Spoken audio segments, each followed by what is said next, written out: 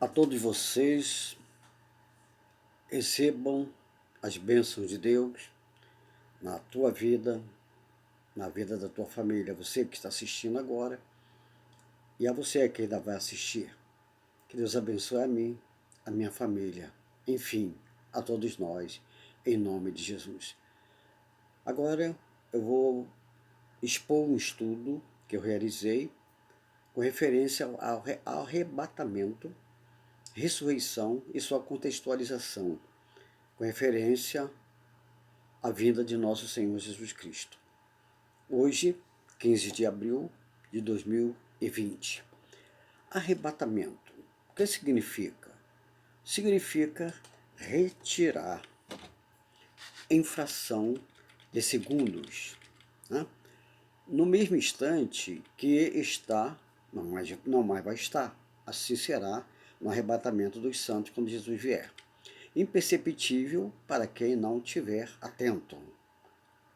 Não se trata de ser perceptível no sentido dos sentidos humanos, quanto aos 5 sentidos, e sim perceptível para quem estiver em comunhão com Cristo, ou seja, vivo espiritualmente.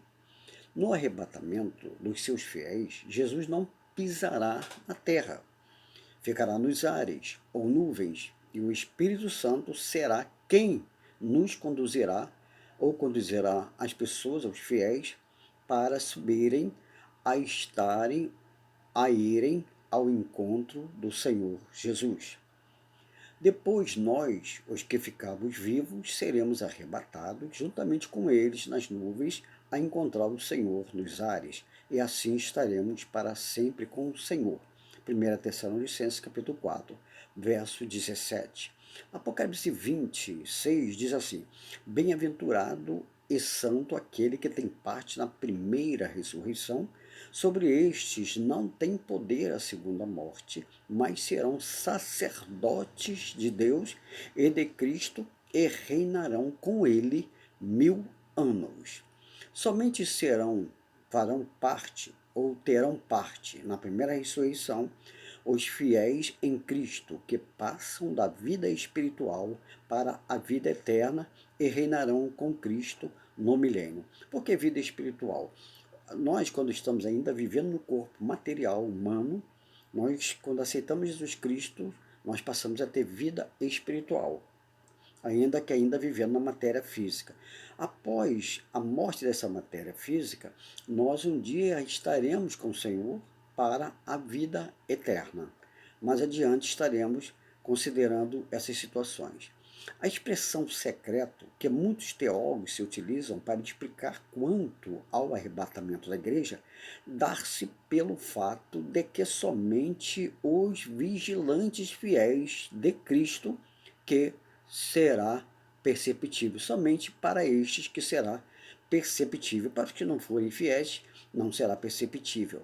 Podemos observar na contextualização bíblica que Jesus, antes da sua ressurreição, podia ser visto, observado e palpável por qualquer um, que seja quanto aos seus seguidores ou quanto aos seus críticos, ou mesmo quanto aos seus ferrenhos inimigos.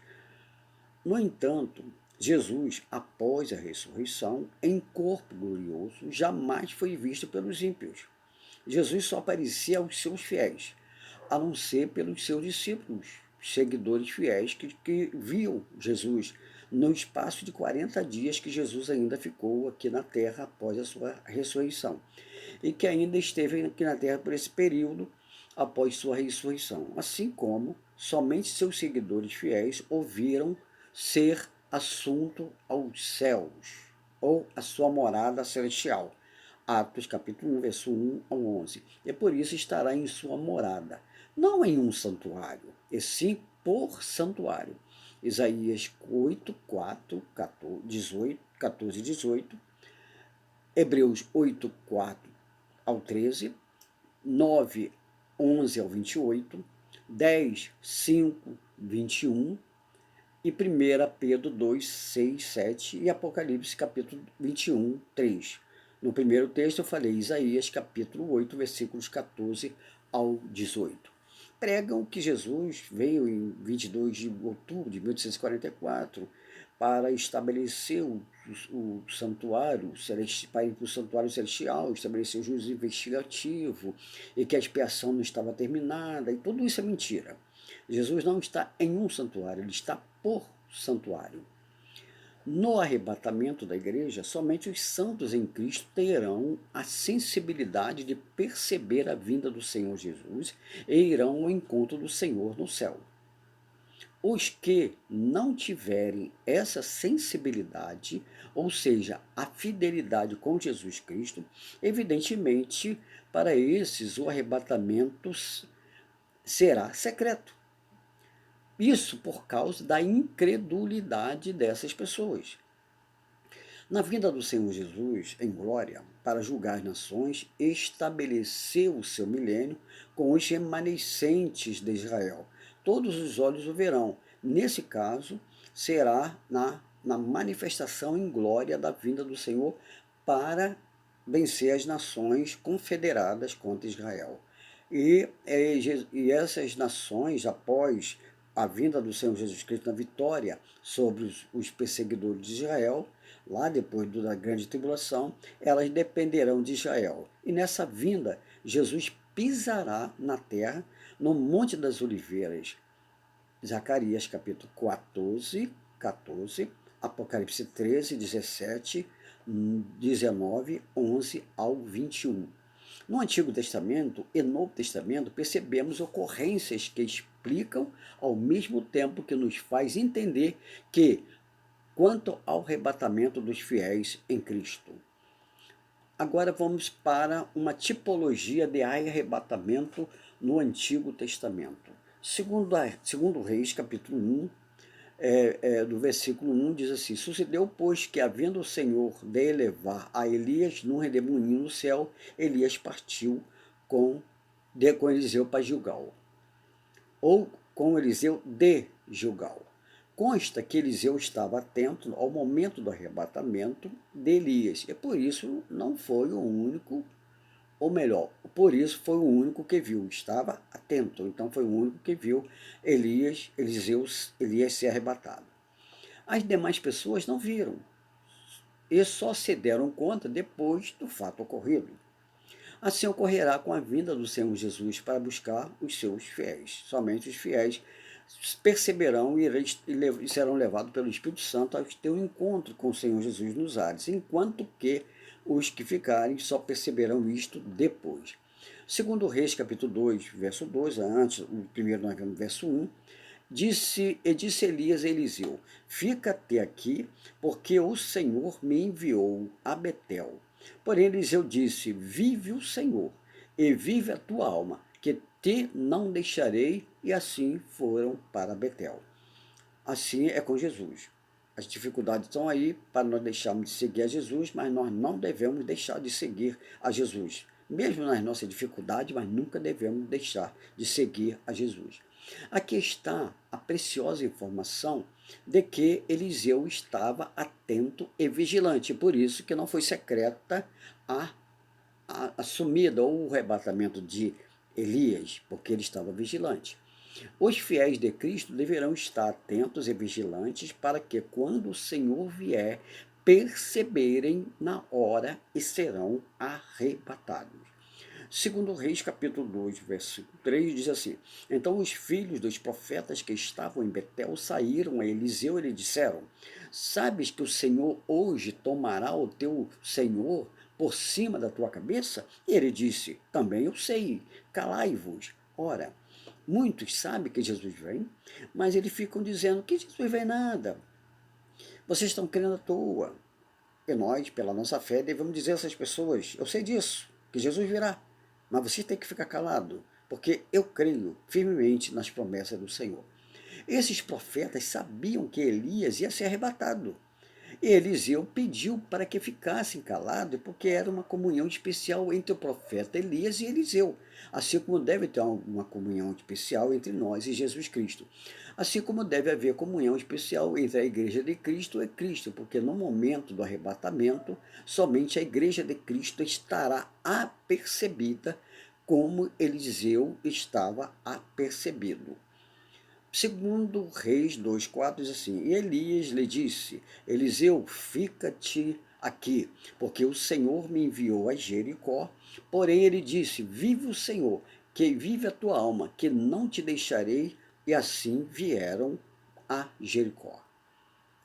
Considerando, segundo Reis, capítulo 2, verso 1 a 4, Gilgal, Betel e Jericó eram prováveis centros de atividade profética que buscavam a liderança de Elias. Gilgal e Betel, no século seguinte, tornaram-se núcleos de idolatria pagã. Oséias 4,15, 9,15, 12,11 revela isso. E Amós 4, 5.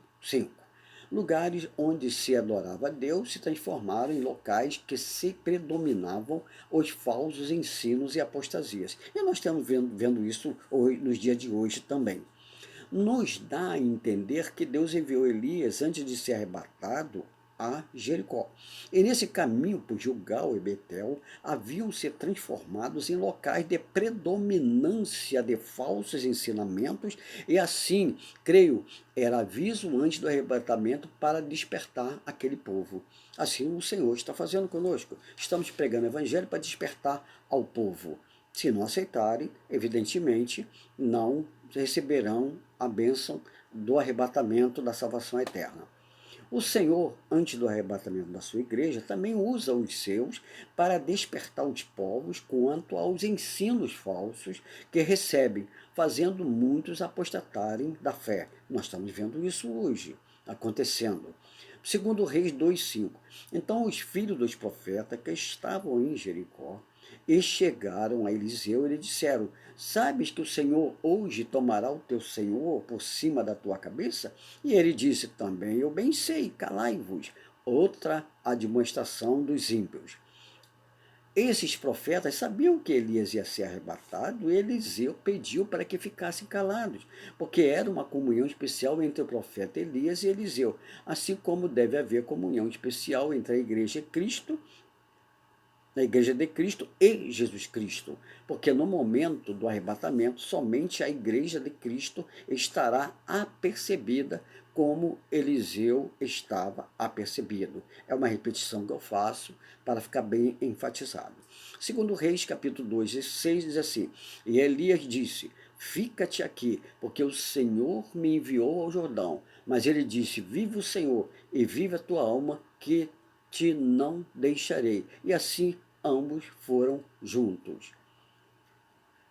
Jordão foi o rio da divisa entre o deserto e a cidade.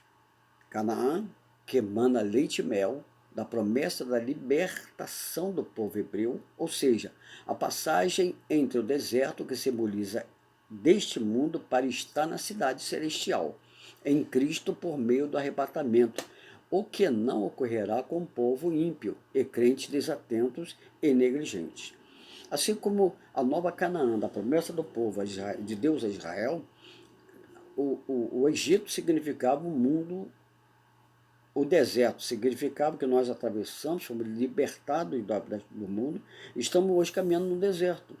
Mas o Senhor nos levará a atravessar o Rio Jordão, que é na vida do Senhor Jesus, e estaremos na Canaã celestial.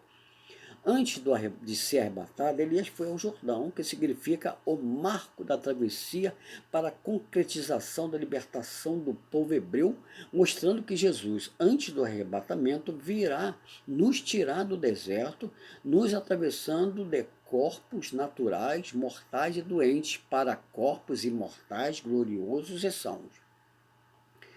Segundo Reis 2,9 diz assim: Sucedeu, pois, que, havendo eles passado, Elias disse a Eliseu: Pede-me o que queres que te faça antes que seja tomado de ti. E disse Eliseu: peço-te que haja porção dobrada do teu Espírito sobre mim. Então, o Senhor Jesus, ele nos oferece a sua graça e nós devemos pedir para que o Espírito do Senhor sempre repouse sobre nós, para nos dar condições de ser vitoriosos. E a nossa vitória é em nome de Jesus. O arrebatamento real do profeta Elias serve de alerta para o arrebatamento da igreja por Jesus, visto que Eliseu pediu porção dobrada da graça de Deus que tinha dado a Elias. E continuou realizando a obra que Elias realizava, ficou sendo seu sucessor, e assim nós cristãos, entre os alertas e fatos do arrebatamento ocorrido, fiquemos vigilantes para abundar na graça do Senhor em nossas vidas. Agora vamos para uma outra tipologia de arrebatamento, de livramento de Deus. Livramento de Ló e sua família da destruição de Sodoma e Gomorra. Abraão intercede junto a Deus por Ló. Em Gênesis 18, 23 diz assim: E chegou-se Abraão dizendo: Destruirás também o justo com o ímpio? Mostra Abraão ponderando com Deus sobre a destruição de Sodoma e Gomorra, pelo fato de que seu sobrinho Ló e família estavam habitando naquela área que Deus disse que ia destruir por causa do pecado do povo. Gênesis 18, 26 diz assim: Então disse o Senhor: Se eu em Sodoma achar 50 justos dentro da cidade, pouparei todo lugar por amor deles. Deus responde a Abraão quanto aos 50 justos que houvesse em Sodoma. E Deus afirma que se tivesse 50 justos, ia poupar o lugar por amor a eles. E entendemos pela contextualização do texto que Deus não destruiria a cidade de Sodoma até que tirasse de lá primeiramente os justos. Assim o Senhor vai fazer com os seus fiéis. Não virá a grande tribulação, mas antes do arrebatamento, não virá a grande tribulação antes do nosso arrebatamento, que estamos para sempre com o Senhor Jesus. Então o arrebatamento vai ocorrer antes de começar a grande tribulação, como nunca visto na terra. Ela será universal. Gênesis 19, 12 assim: Então disseram aqueles varões a Ló: Tens alguém mais aqui? Teu genro e teus filhos, tuas filhas, todos quanto tem nessa cidade, tira-os deste lugar. Deus, antes de destruir aquela cidade, mandou seus anjos avisarem Ló e sua família, avisarem Ló e sua família, para que para que saíssem de lá. E Deus, ele manda também os seus mensageiros avisar esse mundo que o dia final vai chegar. E ele virá para estabelecer o juízo sobre a terra na grande tribulação e posteriormente, até que todas as coisas sejam entregues na mão dele, depois tudo será destruído, mas as almas, aqueles que morreram em Cristo, viverão eternamente em alegria, aqueles que morreram sem Cristo, eternamente em tormentos. O Senhor tem seus mensageiros aqui, os seus servos, para avisar que haverá grande tribulação sobre toda a terra, para avisar a todos para saírem deste mundo através da fidelidade ao Senhor Jesus, para que possam ouvir a voz do Senhor no arrebatamento da igreja. Então o Senhor tem seus mensageiros aqui, os seus servos, para avisar que haverá grande tribulação sobre a terra e para avisar a todos, para que aceitem Jesus como Salvador, porque aqueles que tiverem fiéis ao Senhor, naturalmente, eles perceberão o dia do arrebatamento e estarão sendo levados pelo Espírito Santo ao encontro do Senhor Jesus nos ares. Gênesis capítulo 19, 15 diz assim: E ao amanhecer os anjos apertaram com Ló, dizendo: Levanta-te, toma tua casa e tuas filhas que aqui estão, para que não pereças na injustiça da cidade. Olha que interessante. No versículo anterior havia referência aos genros. E agora já não faz mais referência aos genros. Por quê? Porque os genros zombavam, eles não acreditaram. Então o aviso passou a ser para aqueles que realmente tinham temor à palavra de Deus. Interessante aqui notar que o alerta foi para Ló, para sua mulher e para suas filhas, e não para seus genros. Por quê? zombaram. Agora vamos ver o outro tipo de livramento, tipologia do Antigo Testamento, Deus nos dando ensinamento para o arrebatamento revelado no Novo Testamento, em Apocalipse. Livramento de Noé e sua família do dilúvio. Noé entrou na arca e não perceberam. Nossa arca, sabemos, é Jesus Cristo. Deus não agiu em segredo e em secreto para que aquele povo não percebesse. E sim, o fato de não perceberem foi quanto ao não crer nos avisos de Noé, e ainda zombavam. Assim são nos dias de hoje. O povo está com o coração cada vez mais afastado de Deus, e há os que creem e sofrerão o juízo divino. Aos que não creem e sofrerão o juízo divino.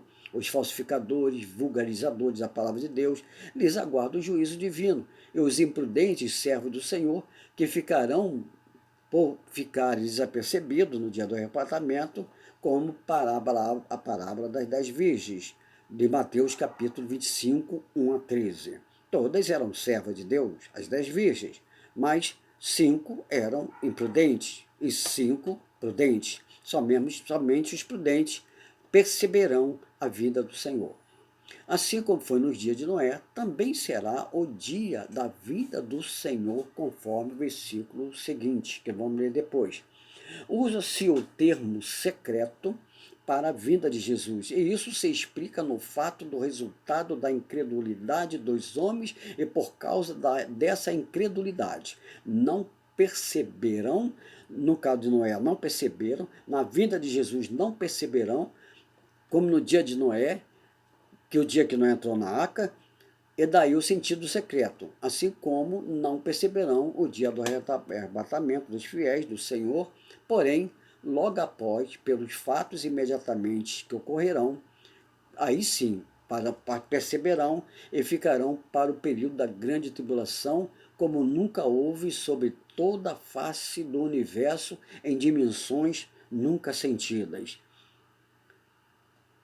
Mateus 24, 37 diz assim: e como foi nos dias de Noé, assim também será a vinda do Filho do Homem. Alguém pode perguntar: haverá ainda salvação na grande tribulação após o arrebatamento? Diz a palavra de Deus que haverá.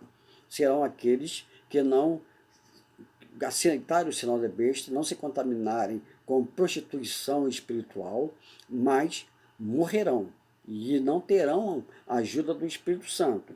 Mas a unção do Espírito Santo estará nessas vidas, da palavra que eles receberam antes do arrebatamento. Esses morrerão porque não aceitarão o sinal da besta e, evidentemente, serão ressuscitados para estarem com Cristo. Mas é quase impossível acontecer vitória. Se o Espírito Santo aqui atuando é difícil para nós, não vamos esperar para o arrebatamento não subir. Vamos vigiar para subirmos sim. E observação, os ímpios verão, sim, na vinda do Senhor Jesus, há mais ou menos 7 anos depois do arrebatamento, que somente os justos perceberão. E assim a vinda de Jesus em glória para derrotar todos os inimigos que se unirão contra Israel. Aqui já será 7 anos após o arrebatamento, isto é, já terá decorrido o período da grande tribulação. E o Senhor descerá no Monte das Oliveiras, o mesmo se abrirá em dois, e nesse momento, na batalha do Armagedon, Jesus derrota todos os poderes confederados contra Israel e todos os seus sentidos, como bélico, político, religioso, hostes humanas, hostes espirituais, e estabelecerá o milênio, que será com a Jerusalém terrena, que haverá participação de 144 mil, que não vão se curvar à besta, fora que os gentios de toda a terra que conheceram Jesus e ficaram, também serão mortos, esses serão mortos, mas ressuscitarão, se mantiverem a fidelidade com Deus, não aceitando o sinal da besta. Né? Então, os judeus também que não aderiram ao sinal da besta, com esses não vão morrer, o Senhor vai poupá-los e eles vão governar com o Senhor no milênio. da Jerusalém terrena. Jesus estará na Jerusalém celestial, e nós que tivermos sido arrebatados estaremos com o Senhor nesse reino. Nós podemos ver isso que Paulo profetizou, né? Em 2 Timóteo 2, carta 2 Timóteo diz assim, em 2,12, se sofrermos também com ele, reinaremos. Olha, reinaremos com Cristo. O Senhor me livrará de todo mal, de toda má obra, e guardar-me-á para o seu reino celestial. A quem seja glória para todos sempre. Amém. 2 Timóteo, capítulo 4, verso 18. Em Tessalonicenses 4,14 diz assim, porque se cremos que Jesus morreu e ressuscitou, assim também aos que em Jesus dormem, Deus os tornará a trazer com ele. Quando Cristo, que é a nossa vida, se manifestar, então também nós nos manifestaremos com ele em glória. Colossenses 3, 4. E se nós somos filhos, somos logo herdeiros, também herdeiros de Deus e co-herdeiros de Cristo. Se é certo que com ele padecemos, para que também com ele sejamos glorificados. Romanos 8, 17. Mateus 24, 38, assim, porquanto, assim como nos dias anteriores ao dilúvio, comiam, bebiam, casavam e davam-se casamentos, até o dia em que Noé entrou na arca. Aqui não está dizendo que comer, beber, dar-se casamento, casar, seja pecado, não. Mas está dizendo que as pessoas estavam vivendo para o lado humano, para o lado social, para o lado material, e negligenciando da santidade, da vida espiritual, do alimento espiritual, não olhando para Deus, vivendo o materialismo. Tal acontecia nos dias anteriores ao dilúvio, também ocorre até hoje. Nos dias de hoje, as pessoas não estão dando crédito à mensagem da vinda do Senhor Jesus e não se preocupam em ter a vida renovada em Cristo. Antes querem viver no seu jeito, como que querendo moldar a palavra de Deus aos seus pensamentos de fé e filosóficos religiosos. Assim como os incrédulos nos dias de Noé não viram o dia que Noé, com sua família, entrou na arca e não se livraram da tribulação diluviana, também ocorrerá na vinda de Jesus, para na tribulação. Vamos repetir aqui. Também ocorrerá na vinda de Jesus para resgatar os seus fiéis, para nos livrar da grande tribulação, como nunca houve, que se instalará no universo. E para os incrédulos será secreto, não por escolha de Deus, e sim por escolha desses preferirem desprezar a mensagem da salvação. Então, assim como Noé entrou na arca, que simbolizava Jesus, a igreja deve estar dentro da arca, simbolizando Jesus, para que quando o Senhor Jesus vier, o Espírito Santo nos conduzir e para estar com o Senhor para sempre. Mateus 24, 39. E não o perceberam, até que veio o dilúvio e os levou a todos. Assim será também a vinda do Filho do Homem. Não perceberam, não entrou na arca e não perceberam, foi secreto para eles, não perceberam. Mas a consequência eles sentiram, assim no arrebatamento da igreja. Todos sentirão, porque o Senhor arrebatará o seu povo. 1 Pedro 3,20 diz assim, aos quais em outro tempo foram rebeldes quando a longanimidade de Deus esperava nos dias de Noé, enquanto se preparava a arca, na qual poucos, isto é, 8 almas, a família de Noé, se salvaram pela água. A água aqui também simboliza Jesus Cristo. Jesus Cristo é água, eu sou a água. Quem beber de mim salvar-se-á, nunca mais terá sede. Jesus como a nossa água que sacia a nossa sede. Aqui mostra a longanimidade de Deus em esperar que o povo se arrependesse, mesmo que isso estivesse servindo de aflição e prova de fé para Noé. Mas Noé, firme nas promessas do Senhor, creu e não desanimou. Pela fé, Noé, divinamente avisado das coisas que ainda não se viam, temeu, e para a salvação da sua família preparou a arca, pela qual condenou o mundo e foi feito herdeiro da justiça, que é segundo a fé. Então aqui nós vamos bem observar que muitas vezes nós sofremos, o Senhor Jesus nos permite sofrimento, perseguições, mas nós estamos fazendo a vontade de Deus por misericórdia das pessoas que ainda não têm Jesus como Salvador. O sentido de que Noé condenou o mundo não foi no sentido de que Noé ia fazer juízo sobre o mundo, que esse juízo só pertence a Deus. Mas o que está aqui em ênfase é que as pessoas alheias à mensagem e assim ficaram cientes e, por não crerem, foram julgados pela vontade de Deus que Noé pregava e pela justiça da retidão do Senhor, de testemunho de fé deixado por Noé. O arrebatamento em 1 Coríntios 15. Olha que coisa maravilhosa. Mas cada um passou a ordem, Cristo a primícia, depois os que são de Cristo na sua vinda. Que coisa maravilhosa. 1 Coríntios, capítulo 15, verso 23. Paulo, falando sobre o arrebatamento dos fiéis em Cristo, informa que primeiro haverá a ressurreição dos mortos. Aqueles que morreram em Cristo, os fiéis de Cristo, né? E essa ressurreição será de corpo animal, está ressuscitando em corpo espiritual, imortal e glorioso. No mesmo instante que essa transformação nos ocorrerá aos que estiverem vivos. Naquele momento, de corpo animal estarão recebendo essas transformações em corpo espiritual, incorruptível e imortal. 1 Coríntios capítulo 15, 42, assim, assim também a ressurreição dos mortos, semeia-se corpo em corrupção, ressuscitará em incorrupção.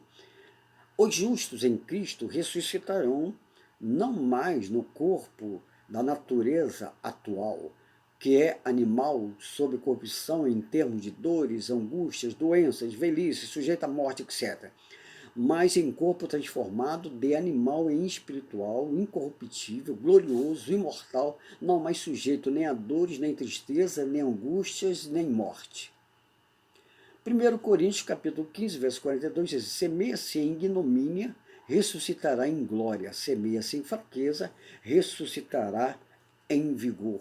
Ignomínia é um substantivo feminino que significa vergonha, significa uma desgraça, ou ato de perder o bom nome.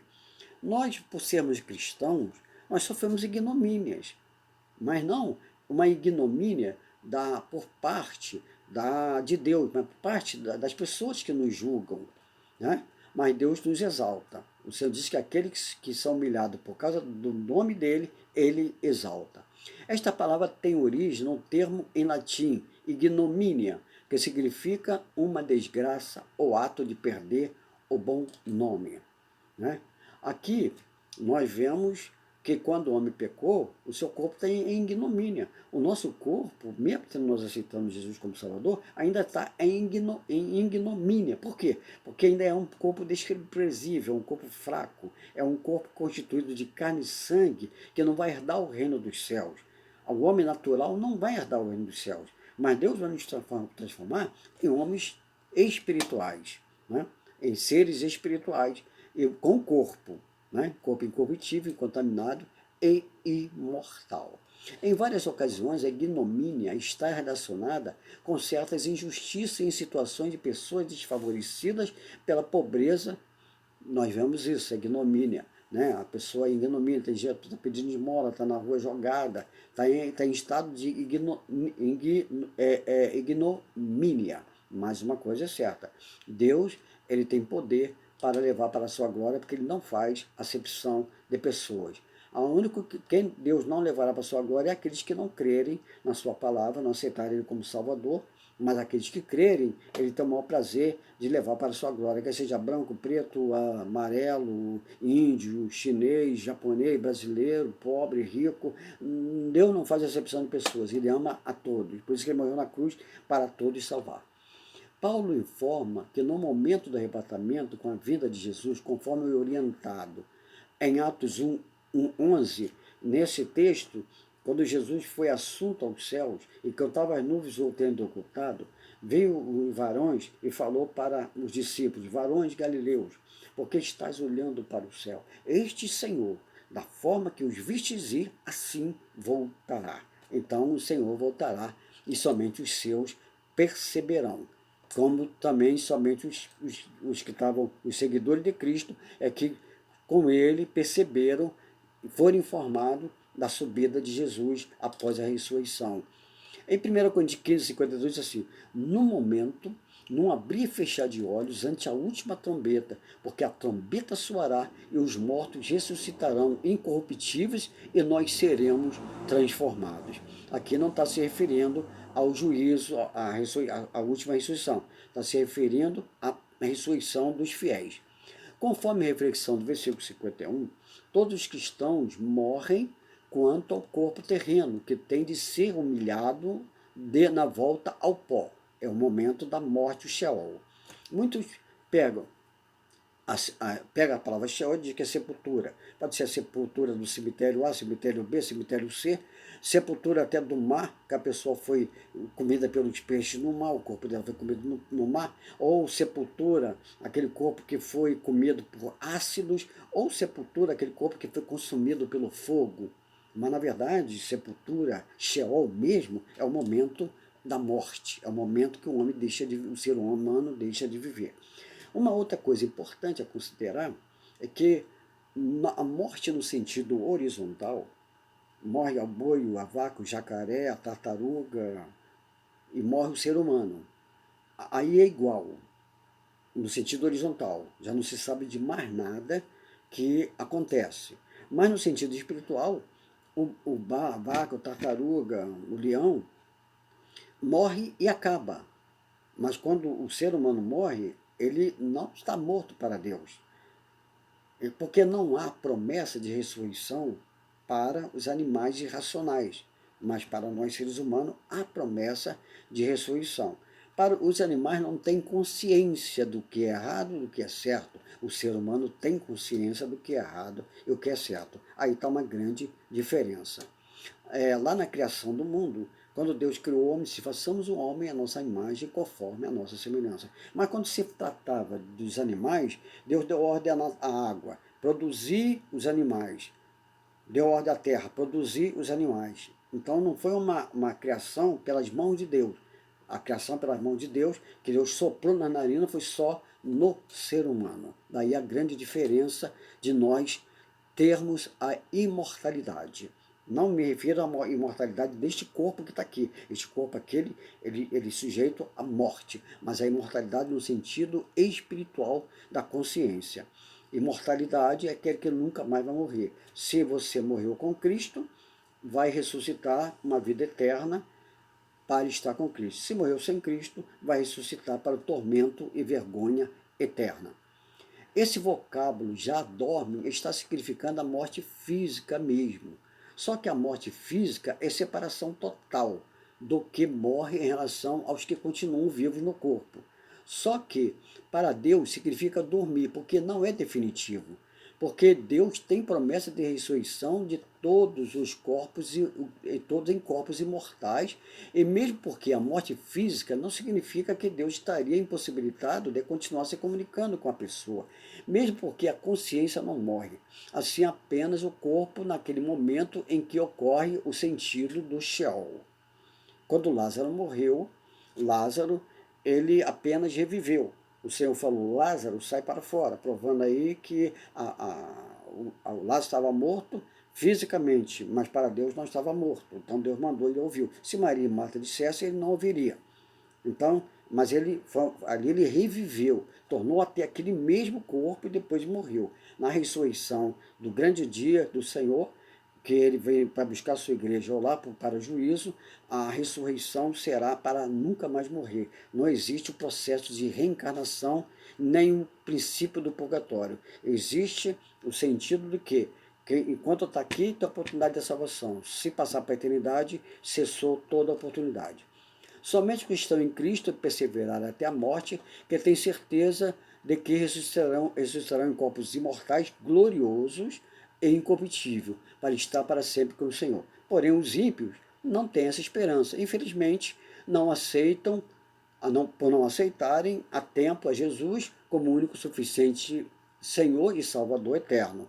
mas ressuscitarão também em corpo imortal, porém em ignomínia, sujeito a dores. Né?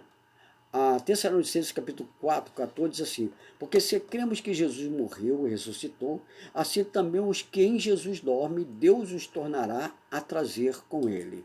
Então, para Deus, morte física não é obstáculo para Deus realizar a sua obra, para a salvação eterna, para a vida eterna.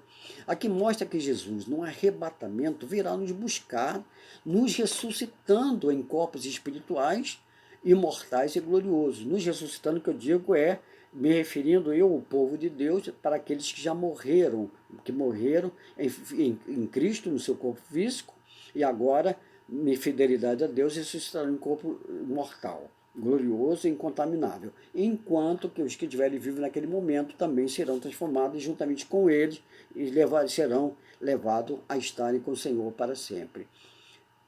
Pois estamos firmes nas promessas do Senhor, e quando for implantar o milênio, voltaremos e com ele reinaremos. Já lemos sobre isso antes.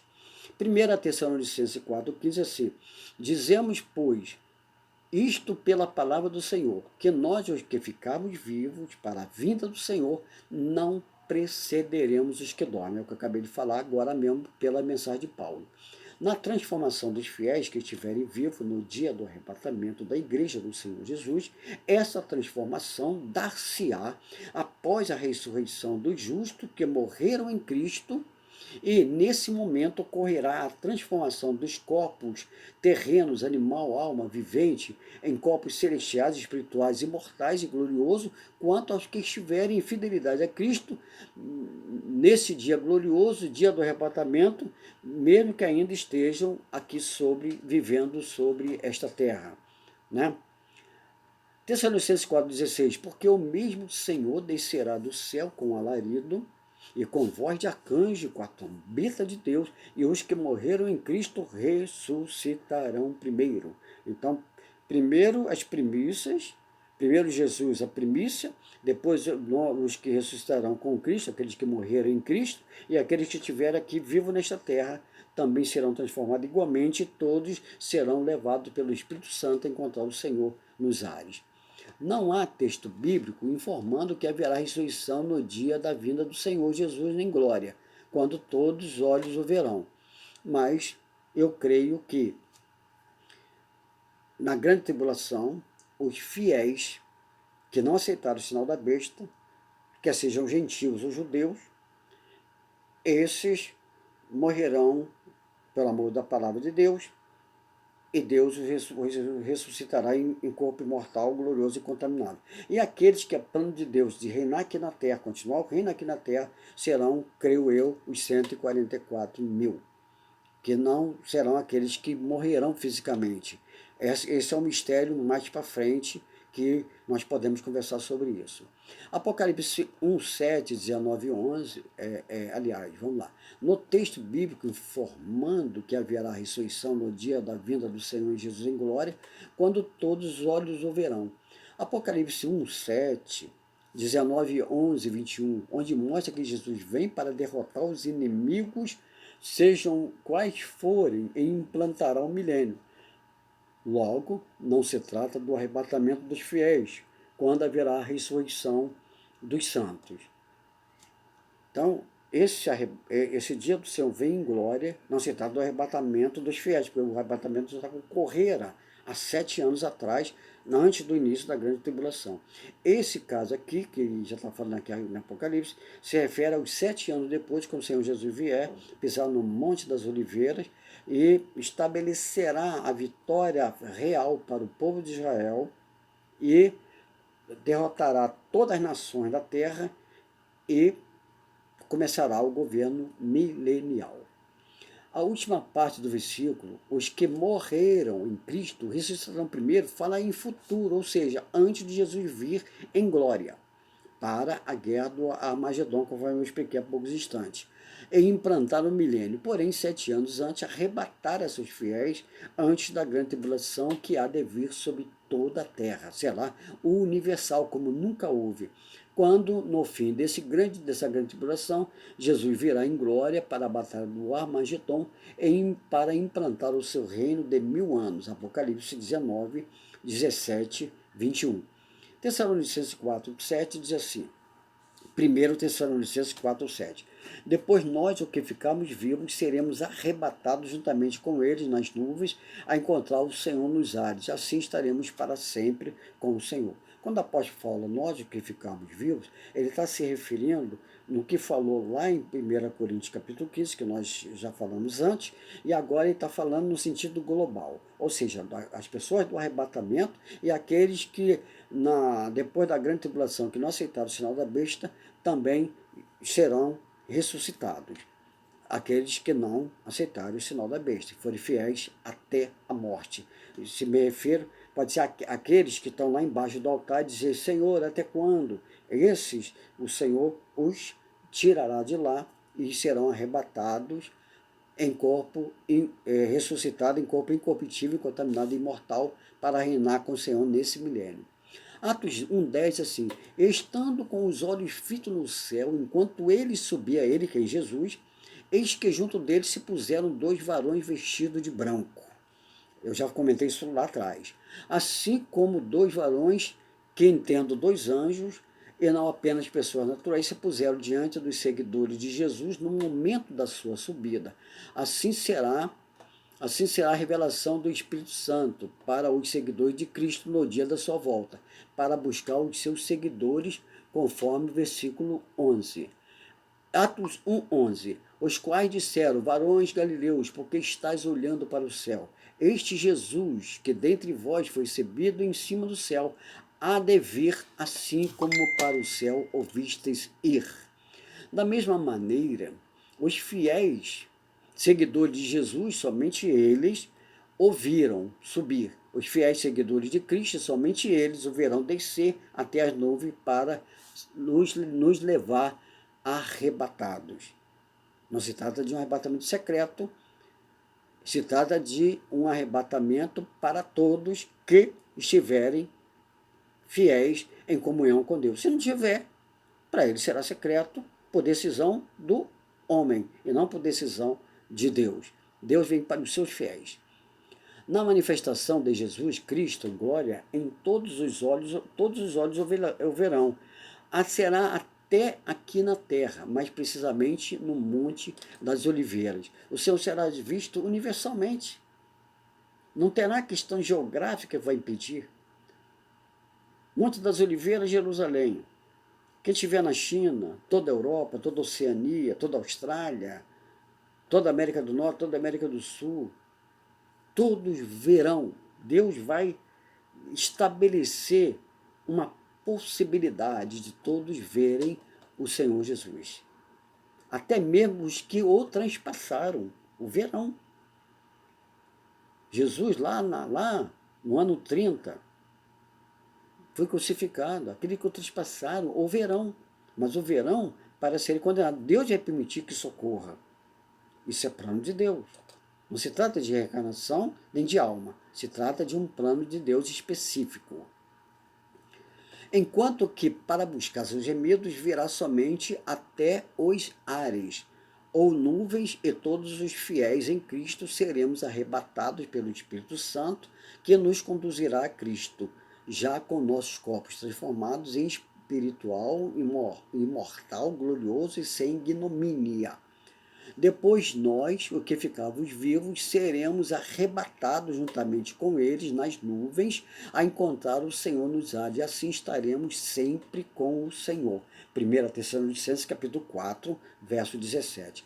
Atos 22, 9 diz assim, e os que estavam comigo, apóstolo Paulo agora falando, e os que estavam comigo viram na verdade a luz e se atemorizaram muito, mas não ouviram a voz daquele que falava comigo. Por quê? Porque o Deus estava falando, não é com Paulo, não era com os outros.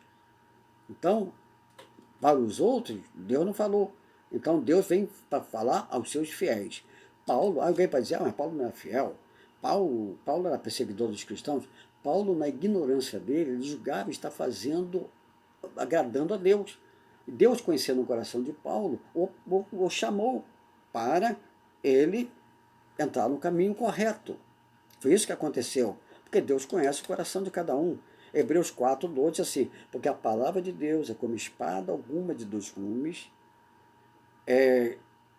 das ulas e medulas, e penetra na divisão das almas, das ulas e medulas, e é apta para discernir a intenção do pensamento.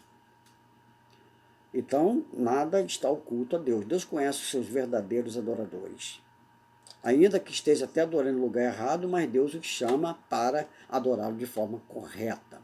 Observem que os que acompanharam Paulo não eram seguidores de Cristo, apenas perceberam a luz, mas não souberam identificar. Porém, a voz do Senhor, seus companheiros não ouviram, porque a mensagem era audível somente para Paulo. Então, aqueles homens viram uma situação diferente, mas não ouviram a voz, porque a voz é para Paulo. Aí diz, porque a mensagem era audível somente para Paulo, que mesmo não sendo seguidor de Cristo naquele momento, mas era zeloso e sincero com Deus, julgando que estava fazendo a vontade de Deus no seu corpo, e modo de interpretar. E o Senhor, conhecendo o seu coração, o coração de Paulo, Hebreus 4:12, como falei, mostrou o verdadeiro caminho que deveria trilhar a partir daquele dia. Semelhantemente, será no arrebatamento dos fiéis, os fiéis de Cristo. Não digo fiéis da Adventista, fiéis da Assembleia, fiéis da Batista, fiéis da Católica, fiéis de qualquer coisa, não. A palavra diz fiéis de Cristo, aqueles que vivem o caráter de Cristo. Agora, aonde ele vai servir a Deus, Deus organiza as coisas como deve acontecer. Mas tem que estar na posição de ouvir a voz de Deus e abrir mão dos seus erros e corrigir diante de Deus, tanto no pensamento quanto na religiosidade.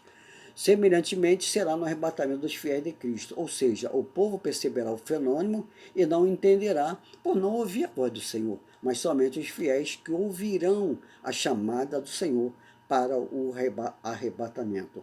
Então, meus prezados amigos, prezados ouvintes, preste atenção nisso aí.